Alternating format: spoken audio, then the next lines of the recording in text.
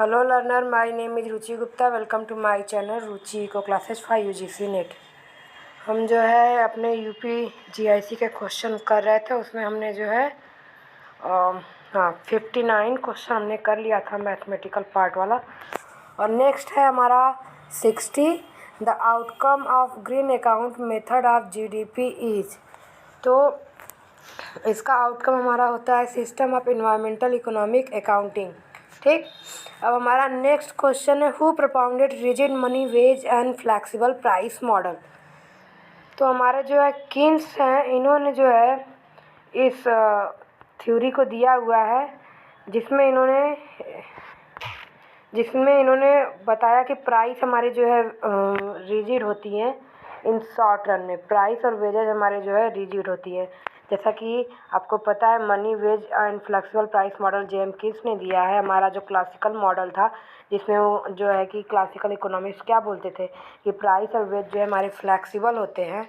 ठीक, वेज और प्राइस हमारे फ्लेक्सिबल होते हैं और जो है इकोनॉमी में जो है सेल्फ क्लियरिंग मार्केट एक मैकेनिज्म काम करता है, जिसको अपोज किया था किन्स ने। इन्होंने जो शॉर्ट रन फेनोमेना दिया था डिमांड साइड, उन्होंने बोला था कि इन शॉर्ट रन में जो है प्राइस और वेज रिजिडिटी होती है, क्योंकि अगर एक पॉइंट के बाद कम होगी तो लोग धरना वगैरह देने लगेंगे। तो ये थ्योरी जो है जेएम किन्स ने दी थी। नेक्स्ट हमारी which is not the subjective factor which prompt people to save some part of their income.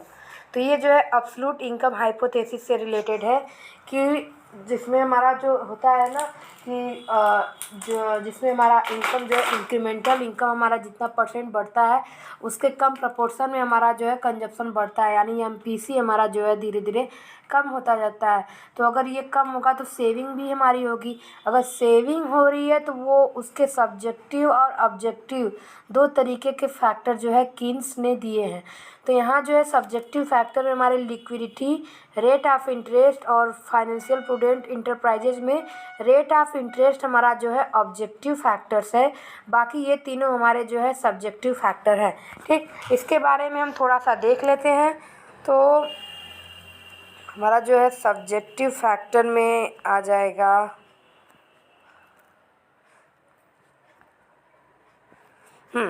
According to Keynes, there are two type of factor influence consumption function, subjective and objective। जो subjective factor होते हैं वो indigenous होते हैं या internal जो है कि इन्फ्लुएंस होते हैं। ठीक, सब्जेक्टिव फैक्टर जो है रिलेट करते हैं साइकोलॉजिकल जो है कैरेक्टरिस्टिक्स ऑफ ह्यूमन नेचर से, सोशल स्ट्रक्चर से, सोशल इंस्टीट्यूशन से और सोशल प्रैक्टिस से।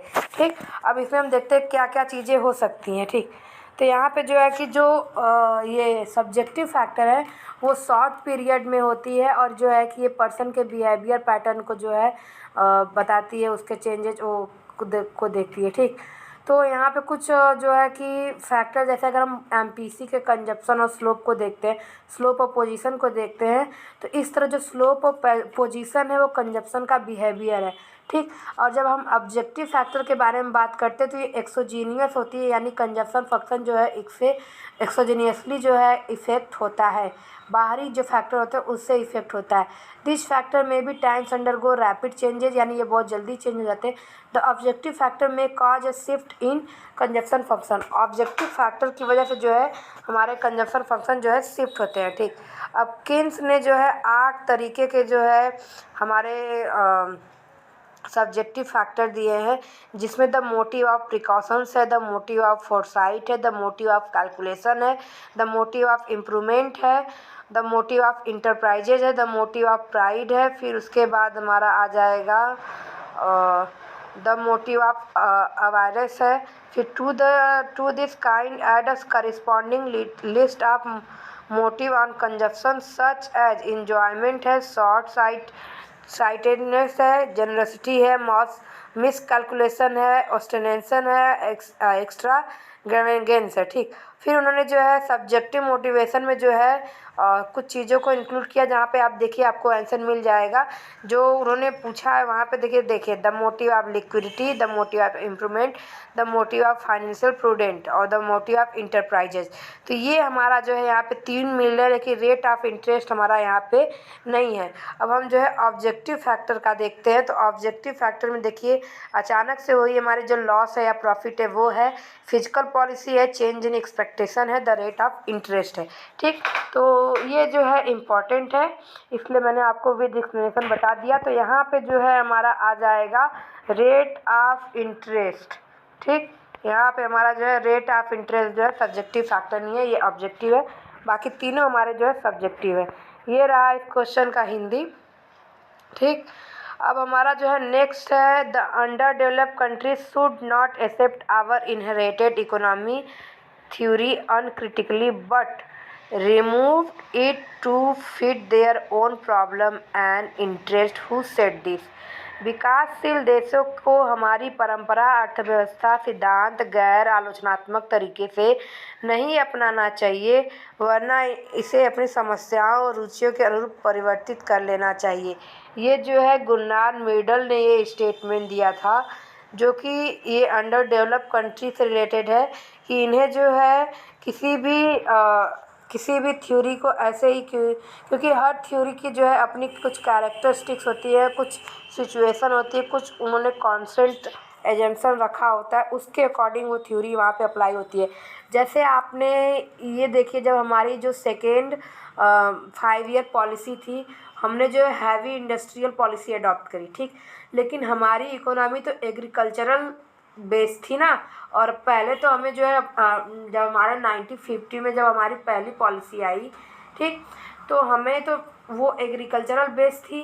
ठीक, लेकिन जब सेकेंड में हमने जो हैवी इंडस्ट्रियल पे जो है शिफ्ट किया, तो हमारी इकोनॉमी तो ऑलरेडी जो स्ट्रेंथन में थी, वो एग्रीकल्चर स्ट्रेंथन में तो हुई थी नहीं, क्योंकि हम जो खुद सेल्फ के लिए जो कर रहे थे वो उतना भी हमने जो है अपने खुद के लिए नहीं किया था। ठीक, यानी कि एग्रीकल्चर को जो हमें स्ट्रांग करना था, कुछ हमारे जो खादी भंडार वगैरह जो थे वो स्ट्रांग नहीं हो पा रहे थे, और लेकिन हमारे यहाँ उसकी जो है अवेलेबिलिटी थी, लोगों का नॉलेज था, स्किल था, लेकिन वो सारी चीज़ें हटा करके उन्होंने हैवी इंडस्ट्रियल लगा दिया, जिसकी वजह से जो है, क्योंकि जब आपको पता ही नहीं रहेगा कि हैवी इंडस्ट्री क्या है, वहाँ के वर्कर, वहाँ के एग्रीकल्चर जो मतलब जो लोग हैं, पब्लिक है, कुछ पता ही नहीं, तो किस तरह से उसमें कंट्रीब्यूट करेंगे। और यही एक वजह रही है हमारी सेकेंड 5 ईयर पॉलिसी के फेलियर की। तो अकॉर्डिंग टू सिचुएशन आपके यहाँ कौन से रिसोर्सेज अवेलेबल है, कौन से क्या है, उसके अकॉर्डिंग आपको जो है पॉलिसी अडॉप्ट करनी चाहिए। ऐसा नहीं है कि दूसरे कर रहे हैं तो आप भी कर लें। तो यहाँ पे हमारा जो है गुरनार मेडल ने ये स्टेटमेंट दिया हुआ है। ठीक, हिंदी भी मैंने आपको बता दिया इसका, और आई होप आपको समझ में आया हो।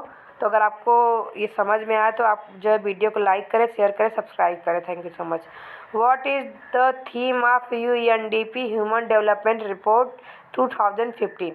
तो मैंने जो है ह्यूमन डेवलपमेंट रिपोर्ट जो है कि 2020 कर दिया है, 2050 तो पूछेगा नहीं 15, तो मैंने 2020 कर दिया है कि हमारा जो है यूएनडीपी ह्यूमन डेवलपमेंट रिपोर्ट का 2020 का थीम क्या है। ठीक, तो हम देखते हैं हमारा 2020 का थीम है क्या। तो the theme for this year HDR is human development and anthropocene. The report focus on improving human life while relieving our planet of the pressure of development. यानी हमें जो है अपने जो प्लेनेट है हमारी, उसकी जो है कि डेवलपमेंट के प्रेशर से, क्योंकि जो डेवलपमेंट की वजह से पॉल्यूशन वगैरह सारी चीज़ें क्रिएट हो रही है, वो उसको जो है रिलीफ करना है। The report will launch in India through a virtual dialogue hosted by UNDP and moderate by Barkha Dutt. ठीक, तो आपको जो है इसका आप नोट कर लीजिएगा, आपको इसका जो है human development and the anthropocene. ठीक, अब नेक्स्ट है हमारा as per UNDP human development report. यहाँ पे अगेन ये 2015 दिया है, तो हमने इसको फिर से जो है 2020 कर दिया। ठीक, what is the rank of India in gender development index? ठीक, तो यानी कि जेंडर डेवलपमेंट इंडेक्स जो है 1997 में लिया गया था, जो कि यूएनडीपी के थ्रू ही जो है स्टार्ट किया गया है।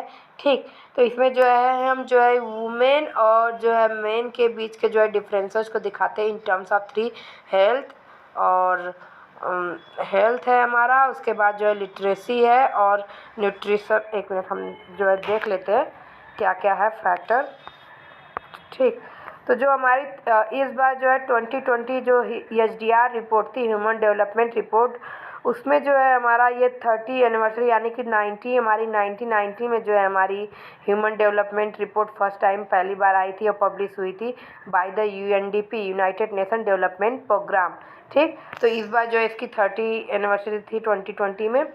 तो जो ये जेंडर डेवलपमेंट इंडेक्स मीजर है वो जेंडर गैप में जो है मीजर करता है ह्यूमन डेवलपमेंट के बीच में जो है, यानी disparity between women and main in 3 basic dimension: health, knowledge and living standard of life. ठीक, तो यहाँ से ये 3 चीज़ें हैं जो कि इसके बीच में वो जो है मीजर करता है। और यहाँ पे जो है इनका जो द जीडीआई रेशियो कैलकुलेट होता है वो ह्यूमन डेवलपमेंट इंडेक्स के जो सेपरेटली जो मैन और वुमेन के होती है उसके अकॉर्डिंग जो है ये मीजर होता है। ठीक, तो जब ये हमारा जो इंडेक्स है वो 0.488 है और ये जो है 123 यानी 123 रैंक है आउट ऑफ 162, यानी 162 नेशन में से 123 इनकी रैंक है।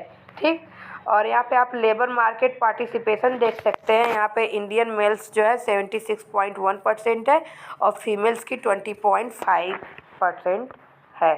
ठीक, अब हम जो है नेक्स्ट क्वेश्चन देखते हैं। Which is not included in deprivation indicator of human poverty index first? तो ह्यूमन पावर्टी इंडेक्स फर्स्ट में दूसरे मेजर आते हैं, ह्यूमन पावर्टी सेकंड में दूसरे मेजर आते हैं। ठीक, तो हम जो है ह्यूमन पावर्टी इंडेक्स का देखते हैं उससे पहले ह्यूमन पावर्टी इंडेक्स के बारे में थोड़ा सा पढ़ लेते हैं। देखिए, मैं आपको विद एक्सप्रेशन इसलिए बता रही हूँ कि सेम क्वेश्चन रिपीट हो ऐसा ज़रूरी नहीं है, लेकिन उससे रिलेट क्वेश्चन आए ये इसके चांसेस आपके बहुत ज़्यादा हैं। तो ये अगर आप कर लेते हैं तो आपके लिए बेनिफिशियल होता है। द ह्यूमन पावर्टी इंडेक्स जो है पावर्टी का जो है डिप्रीवेशन का जो है ये जो है इंडिकेट करता है कि एक कंट्री जो है कि उसका पावर्टी लेवल कितना है। ठीक, तो ये जो है यूनाइटेड नेशन के थ्रू जो है डेवलप किया गया था ह्यूमन डेवलपमेंट इंडेक्स। ठीक, ह्यूमन पावर्टी इंडेक्स है यानी इसके अंदर जो है इसको डेवलप किया गया था और फर्स्ट टाइम जो है ह्यूमन डिप्रीवेशन रिपोर्ट हमारी आई थी 1997 में और इसमें जो है ये रिफ्लेक्ट करता है एक्सटेंट ऑफ डिप्रीवेशन यानी एक्सटेंट ऑफ पावर्टी को।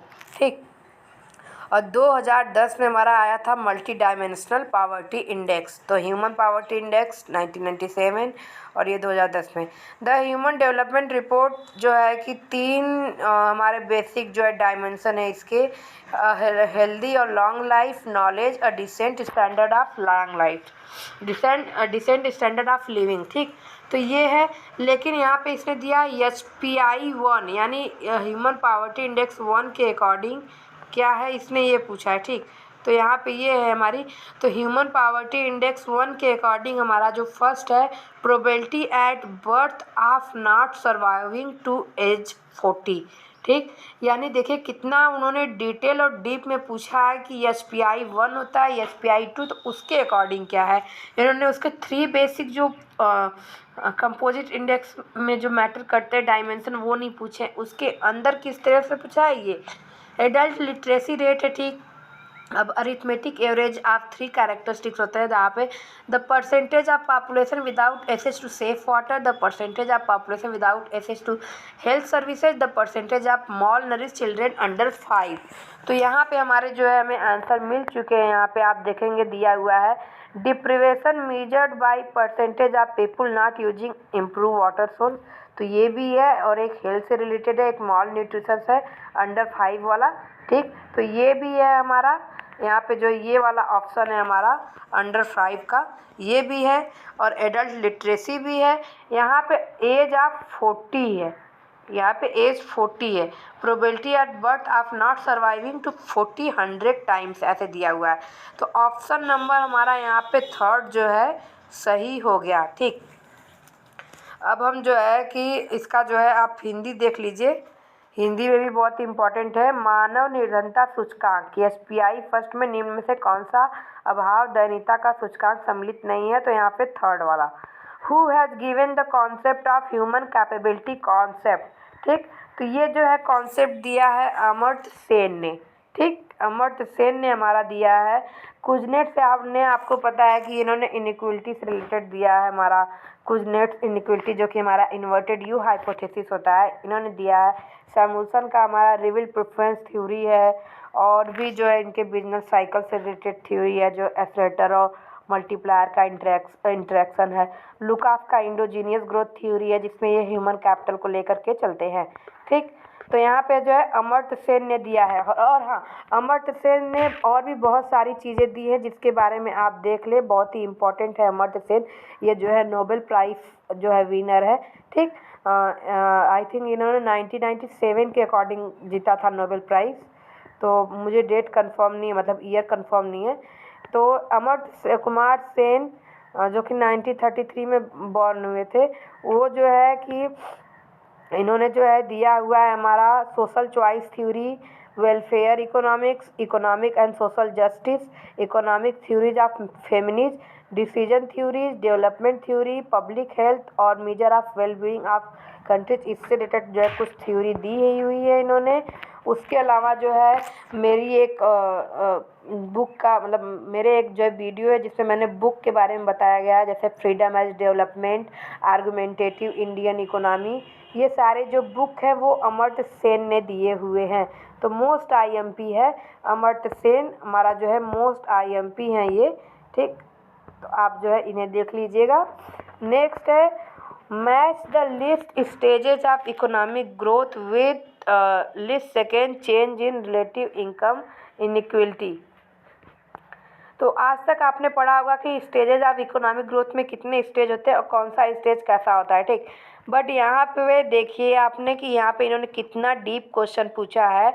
यूपीपीएससी जीआईसी, इसी से आप लगा लीजिए लेवल का अंदाज़ा कि इन्होंने कितना डीप क्वेश्चन पूछा है कि स्टेजेस ऑफ इकोनॉमिक ग्रोथ में इनइक्वलिटी का लेवल क्या होता है। ठीक, तो जैसा कि आपको पता होगा कि जब हमारा जब ग्रोथ कम हो रहा होता है, यानी कि हमारा जब ट्रेडिशनल सेक्टर होता है, ठीक, तो उस वक्त हमारी जो है इनइक्वलिटी जो है बहुत कम होती है, क्योंकि जब आप देखेंगे यहाँ पे दिया हुआ है रिलेटिव, ठीक, रिलेटिव इनकम इनइक्वलिटी।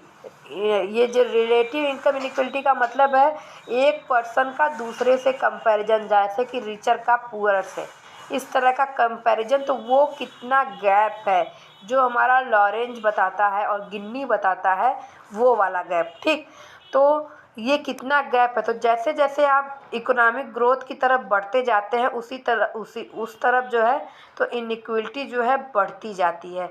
जैसे अगर आपका थर्ड स्टेज है, उस स्टेज में आप जो है इकोनॉमिक ग्रोथ के लिए पूरी तरह से तैयार रहते हैं और इकोनॉमिक ग्रोथ हो रही होती है, और वहाँ पे इनइक्वलिटी भी जो है ज़्यादा होती है।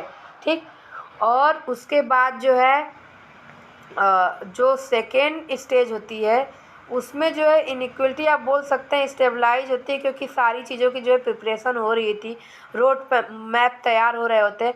और फर्स्ट स्टेज जो होती है वहाँ पे तो इस तरह डेवलपमेंट का कोई नाम ही नहीं रहा होता है। लोग जो है अपने खाने वाने के लिए जो है अपनी जो है रोज़ का रोज़ कमाते हैं, खाते हैं, ऐसा करते रहते हैं। उनको इससे रिलेटेड तो हमारा अकॉर्डिंग टू मी जो है फर्स्ट स्टेज जो है डिक्लाइन से रहेगा, कि इनइक्वलिटी रिलेटिव इनकम इनइक्वलिटी जो है डिक्लाइन होती है। ठीक, और सेकेंड जो स्टेज है हमारा यहाँ पे स्टेबलाइज, और थर्ड स्टेज इंक्रीजेज। अगर इस क्वेश्चन में आपको डाउट हो तो प्लीज़ आप कमेंट सेक्शन में कमेंट कीजिए और अपने ऑप्शन मुझे बताइए, क्योंकि मुझे जितनी मेरी नॉलेज है अकॉर्डिंग टू मी यही होगा।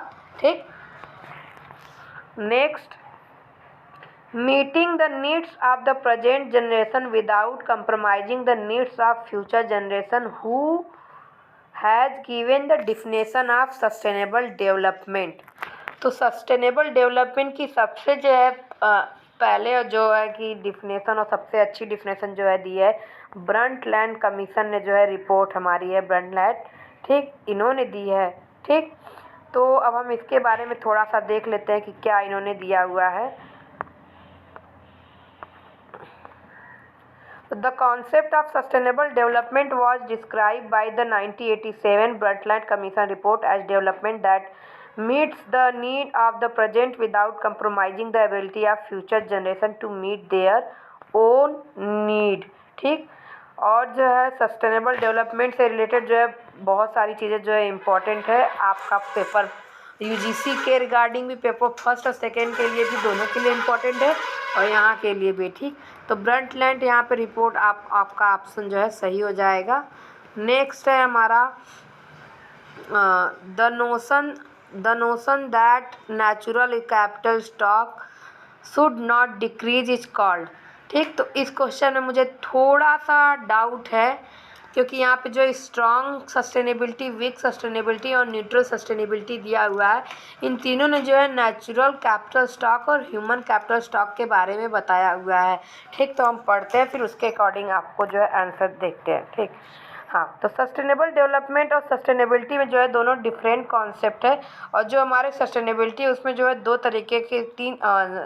तरीके की सस्टेनेबिलिटी होती है, वीक और हमारा जो होता है स्ट्रॉन्ग। और उसमें जो कैपिटल होते हैं वो कैपिटल जो है ह्यूमन होते हैं, सोशल होते हैं, नेचुरल होते हैं और हमारे जो है हाँ मैन मेड होते हैं। ठीक, ये इस तरीके के जो है कैपिटल होते हैं। नेचुरल जो नेचुरली प्रोवाइड होते हैं। ह्यूमन कैपिटल यानी ह्यूमन को जो स्किल दे के किया जाता है। मैन मेड यानी जिसे मैन ने बनाया होता है, जो हमारी जो है ये मैन्युफैक्चरर मशीन्स वगैरह जो होते हैं, इक्विपमेंट, वो हो जाते हैं। ठीक, इस तरीके से आपके ये जो है कैपिटल होते हैं। ठीक, तो इसको जो है इस तरीके की जो थ्योरी है या इसके बारे में जो है काम रॉबर्ट सोलो और जॉन हट्रिक ने किया हुआ है। ठीक, तो जो हमारी स्ट्रॉन्ग सस्टेनेबिलिटी होती है उसमें ह्यूमन कैपिटल को हम नेचुरल कैपिटल से सब्स्टिट्यूट नहीं कर सकते। ये दोनों जो है कॉम्प्लीमेंट्री होती है। जैसे कि हमारी कार और पेट्रोल होती है, उसी तरह ये भी कॉम्प्लीमेंट्री होती है। ये एक दूसरे को जो है सब्स्टिट्यूट नहीं कर सकते। But in case of weak sustainability जो होता है उसमें हम नेचुरल कैपिटल को ह्यूमन कैपिटल से जो है सब्स्टिट्यूट कर सकते हैं, just like a tea and a coffee. ठीक, लेकिन हमारा जब यहाँ पे बात कर रहा है कि हमारा नेचुरल कैपिटल जो है कम नहीं होना चाहिए। ठीक, तो नेचुरल कैपिटल यहाँ पे कम नहीं होना चाहिए। तो हाँ, तो natural capital is the environment, stock और resources of earth that provide goods flow and ecological services required to support life. और natural capital has finance value as the use of natural capital drive many businesses. ठीक, तो यहाँ पे जो है मुझे लगता है इसका कि हमारा यहाँ पे जो सब्स्टिट्यूट नहीं है, कॉम्प्लीमेंट्री है। यहाँ पे वीक वाले में पोर्शन में जाएगा। यहाँ पे weak sustainability is an idea within environmental economics which state that human capital can substitute natural capital. क्योंकि जब यहाँ पे होगा तो वहाँ पे नेचुरल कैपिटल कम नहीं होंगे। ठीक, contrary to weak sustainability, strong जो है हमारा बताता है कि ये कॉम्प्लीमेंट्री होते हैं। तो इस वीक अकॉर्डिंग टू मी मुझे ऐसा लगता है कि वीक सस्टेनेबिलिटी इसका आंसर होना चाहिए। पर अगर आपको जो है इसका आंसर एकदम इन अ स्पेसिफाइड वे मिलता है कि नहीं यही आंसर होगा, तो आप मुझे प्लीज़ इसका जो है कमेंट सेक्शन में कमेंट करें कि वीक सस्टेनेबिलिटी होगा। ठीक, बाकी जो है कि मुझे वीक सस्टेनेबिलिटी लगता है। क्यों लगता है मैंने आपको बता दिया, क्योंकि यहाँ पे जो है ह्यूमन और नेचुरल को जो है एक दूसरे से जो है सब्स्टिट्यूट किया जा रहा है, जिससे ये दोनों जो है कम नहीं होते हैं। ठीक, अब नेक्स्ट है हमारा what is the cause of trade off between growth and distribution in developed economies. ठीक, यानी कि ट्रेड ऑफ हमारा जो है यहाँ पे हिंदी में देखिए, अविकसित अर्थव्यवस्थाओं में वृद्धि और वितरण के मध्य विपरीत संबंध का क्या कारण है। तो स्ट्रक्चरल चेंज, जैसे आपने जो है लेविस का अनलिमिटेड सप्लाई ऑफ लेबर पढ़ा है, ये तीनों उसी का जो है कैरेक्टरिस्टिक्स हैं तीनों, कि वहाँ पे स्ट्रक्चरल चेंज होते हैं। क्योंकि एक एग्रीकल्चरल सेक्टर होता है, दूसरा मॉडर्न सेक्टर यानी कि इंडस्ट्रियल सेक्टर होता है। ये जो है बहुत ही पिछड़ा बैकवर्ड एरिया होता है, ये जो है बहुत ही मॉडर्न होता है। यहाँ पे वेजेस बहुत ही कम होते हैं, वेजेस ज़्यादा होते हैं। तो स्ट्रक्चरल चेंज कब होगा, जब हम यहाँ से यहाँ शिफ्ट करते हैं। ठीक, यहाँ पे यानी कोई एग्जिस्टेंस ऑफ ट्रेडिशनल और मॉडर्न सेक्टर, यानी दोनों देखिए यहाँ पे जो है अनएजुकेटेड और अनस्किल्ड पॉपुलेशन होती है, यहाँ पे स्किल पॉपुलेशन होती है। तो यहाँ पे ऑल ऑफ द एबव आपका जो है आंसर हो जाएगा ट्रेड ऑफ की वजह से। ठीक, अब यही क्वेश्चन हमारा रिलेट करता है Lewis model of development is not associated with. ठीक, तो जो अब हमारा ट्रेडिशनल सेक्टर होता है यानी एग्रीकल्चरल सेक्टर, उसमें आपको पता है कि यहाँ पे जो है marginal productivity of labour close to zero होती है। ठीक, एमपीएल जो है हमारे क्लोज टू जीरो होती है, और यहाँ पे जो है मॉडर्न सेक्टर जो है एग्जिस्ट करते हैं। लेकिन लेविस का जो मॉडल का नाम है वो होता है unlimited supply of labour. Lewis model क्या है? Unlimited supply of labour. अगर आपको थ्योरी का नाम पता है तो आपको क्वेश्चन का तो आंसर और बहुत ईजी तरीके से मिल जाएगा, क्योंकि इसने दिया है लिमिटेड लेबर सप्लाई, और लेविस मॉडल ने क्या दिया है? अनलिमिटेड सप्लाई ऑफ लेबर, यानी अनलिमिटेड लेबर सप्लाई। तो ये यहाँ से गलत है और ये एसोसिएटेड नहीं है। ठीक, 72, इसलिए प्रेजेंस ऑफ माइंड जो है अपना रखना चाहिए। If the third phase of Fei and Ranis model form, तो third phase of Fei and Ranis model, Fei और रेनिस मॉडल में भी मैं आपको बता दूं कि ये जो है अनलिमिटेड सप्लाई ऑफ लेबर है, जिसमें हम दो सेक्टर इंडस्ट्रियल और एग्रीकल्चरल होता है। फाई और रेनिस मॉडल जो है और स्पेसिफाइड वे में जो है हमारा अनलिमिटेड सप्लाई लेबर का जो है इम्प्रूवमेंट है। इसमें भी जो है दो सेक्टर होते हैं, एक एग्रीकल्चरल होते हैं और एक जो है मॉडर्न होते हैं, और एक में जो है सब्सिस्टेंट वेज होता है, यानी हमारे एग्रीकल्चर में यहाँ पे इंस्टीट्यूशनल वेज होता है। और फिर जब ये तीन स्टेज में जो है यहाँ से यहाँ ट्रांसफ़र होता है, एक यहाँ एक यहाँ, और जब तीसरा स्टेज होता है तो वहाँ पे जो है वर्कर की जो है फार्म वर्कर की जो है प्रोड्यूस करते हैं मोर than the institutional wage rate they get.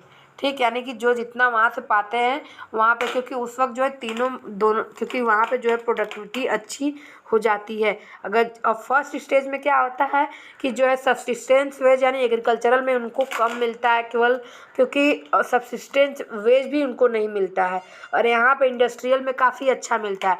फिर जब लेबर माइग्रेंट होते हैं यहाँ पे इधर, ये सेकेंड स्टेज होता है, तो यहाँ पे वेज धीरे धीरे रिड्यूस होता है और यहाँ पे लेबर थोड़ा कम होता है। ठीक, तो ये धीरे धीरे जो है इंस्टीट्यूशनल वेज में आते हैं। तीसरे स्टेज में क्या है कि ये उससे इंस्टीट्यूशनल से मोर देन होते हैं, और यहाँ पे ये जो है इक्वल, यानी दोनों सेक्टर में जो है इक्वलिटी आ जाती है। तो ये है हमारा फाई रेनिस मॉडल। यहाँ पे इसका आंसर हमारा होगा ऑप्शन नंबर 2, कि ये जो है farm worker produce more than the institutional wage they get. ठीक, अब नेक्स्ट है हमारा what does Harrod call to highest attainable growth rate.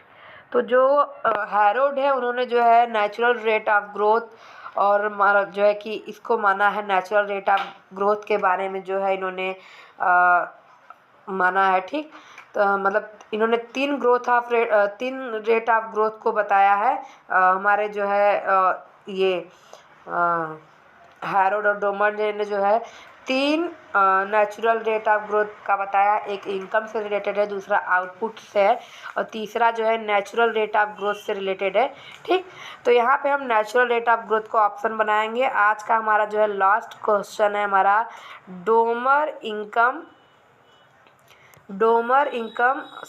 Golden age equilibrium.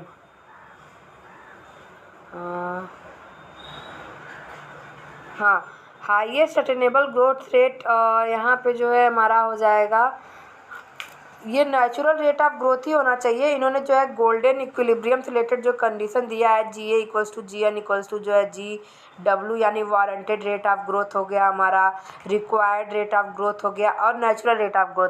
तो जो हाईएस्ट अटेनेबल है वो हमारा नेचुरल रेट ऑफ ग्रोथ होता है, तो यहाँ पे तो हमारा नेचुरल हो जाएगा। ठीक, और यहाँ पे Domar income effect of investment में भी एक्सप्रेस एज, तो ये वाला होता है जो इफेक्टिव कैपेसिटी को दिखाता है हमारा। ठीक, del Y by del I equals to, del Y by del I equals to I by S, ये फार्मूला होता है इनका। और यहाँ पे जो है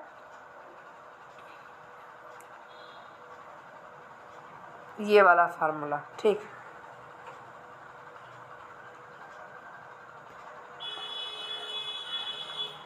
नेक्स्ट है हमारा